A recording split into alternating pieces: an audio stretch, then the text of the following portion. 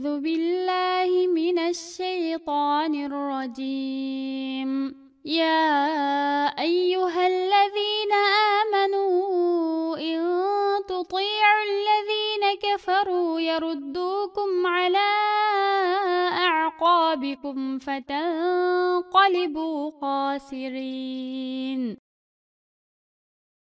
Ey Allahqa, onun payg'ambariga iymon keltirgan va islom shariatiga amal qiladigan kishilar, agar sizlar yahudiylar, xristianlar va mushriklardan iborat mening yagona iloh ekanligimni inkor qilgan kofirlarning so'ziga kirib, ularga itoat qilsanglar, ular sizlarni haq yo'ldan ozdirib o'tadi.